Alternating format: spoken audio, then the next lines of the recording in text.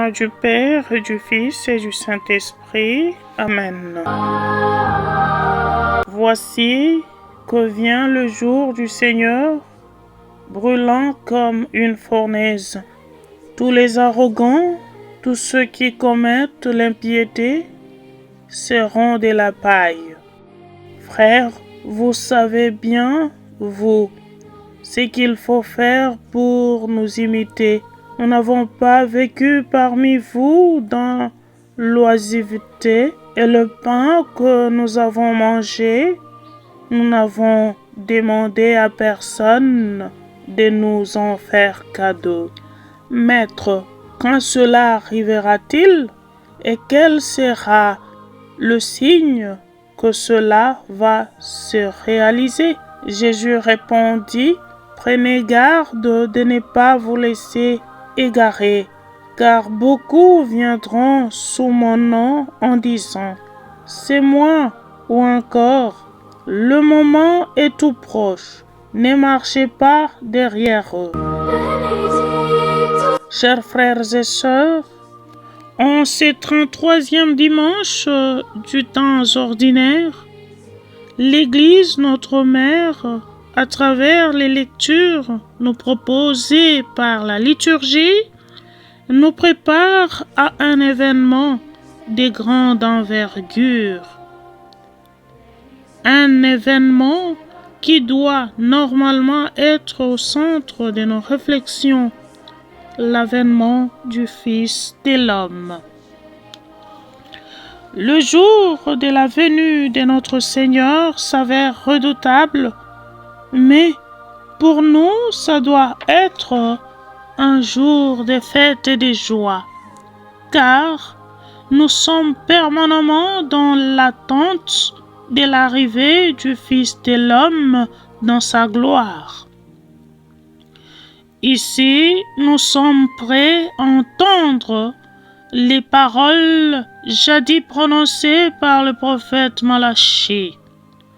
Voici que vient le jour du Seigneur, brûlant comme une fournaise. Chers frères et sœurs, à entendre ces jours est vraiment redoutable, effrayant.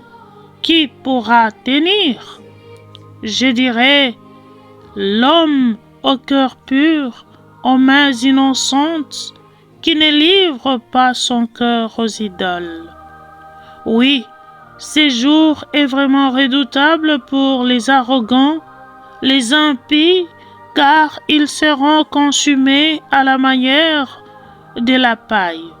Une interpellation pour nous, pour moi, aujourd'hui. Qui suis-je?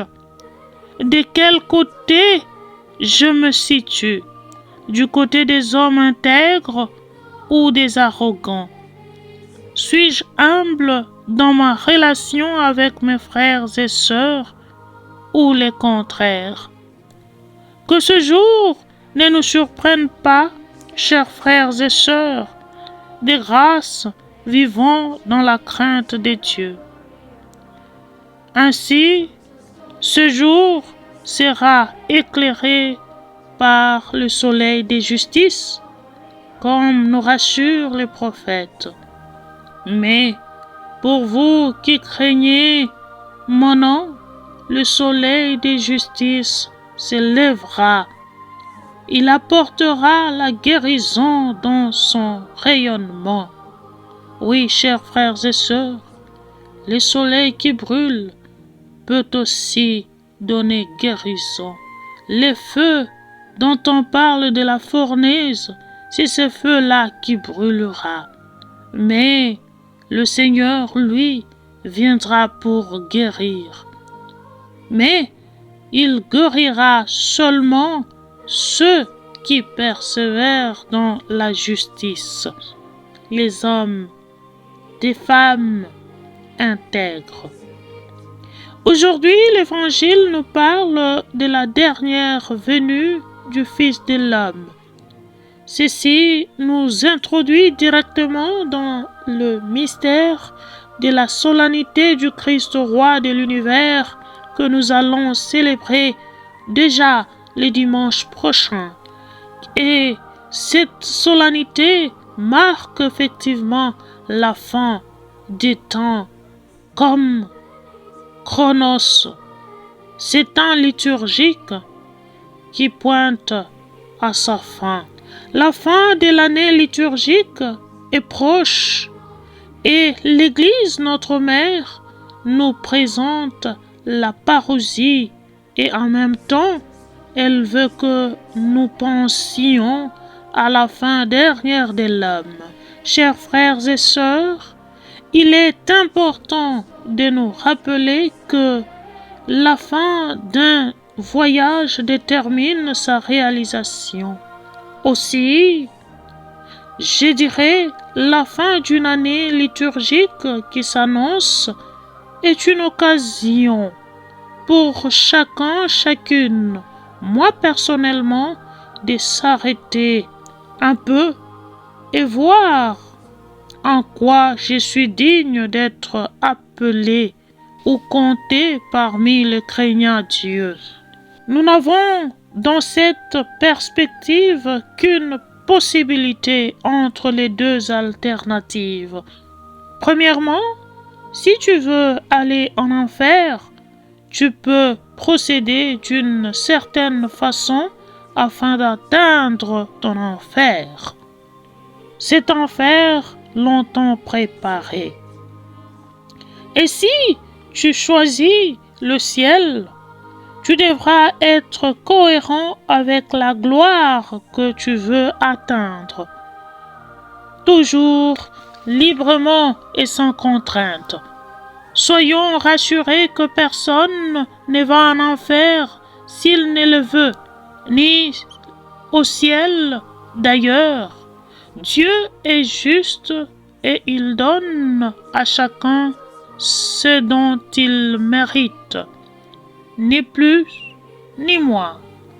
Le catéchisme de l'Église catholique nous le rappelle au numéro 1033 ou 1033. Mourir en péché mortel sans s'en être repenti et sans accueillir l'amour miséricordieux de Dieu signifie demeurer séparé de lui pour toujours par notre propre choix. Prenez garde de ne pas vous laisser égarer, car beaucoup viendront sous mon nom. Jésus nous avertit, car c'est dans ces moments de désarroi, des difficultés, que souvent surgissent des faux prophètes qui sont prêts à s'aimer même des divisions dans nos familles, dans nos communautés, sous prétexte qu'ils nous apportent le salut, qu'ils nous aiment, qu'ils nous apportent la paix, qu'ils nous apprécient en nous séparant, bien sûr, ainsi de nos frères et de nos sœurs. Ne marchons donc pas derrière eux. Souvent, ils cherchent les occasions pour happer les âmes. Éprouvez, ne vous effrayez donc pas, chers frères et sœurs. Même si tout ne semble pas marcher, prenez appui sur le Seigneur qui est soleil de justice, qui vient gouverner le monde avec droiture.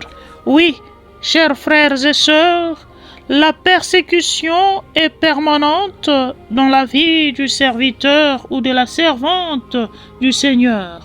Cependant, elle n'est pas un motif d'abandon. Elle est, par contre, une occasion pour nous de rendre témoignage. Et le Seigneur nous rassure de sa proximité en toutes circonstances. Mettez-vous dans la tête que vous n'avez pas à vous soucier de votre défense. Moi-même, je vous inspirerai un langage et une sagesse à laquelle tous vos adversaires ne pourront opposer ni résistance ni contradiction, dit le Seigneur. Que notre prière soit toujours accompagnée des œuvres. C'est à cela que saint Paul nous invite, chers frères et sœurs. Il faut travailler pour améliorer notre vie.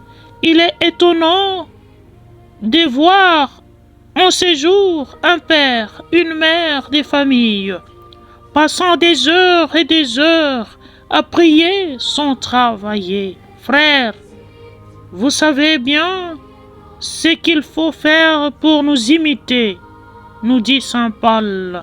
Évitons l'oisiveté. Travaillons pour l'amélioration des conditions, chacun en ce qui les concerne.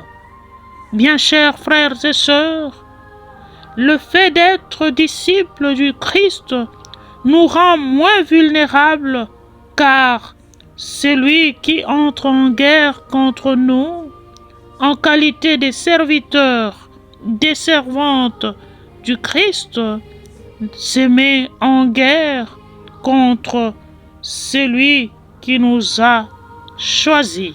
Vous serez détestés de tous à cause de mon nom, dit-il, mais pas un cheveu de votre tête ne sera perdu.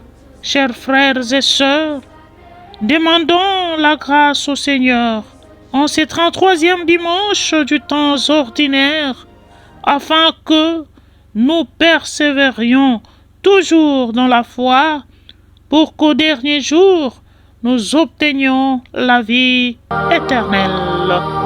Amen.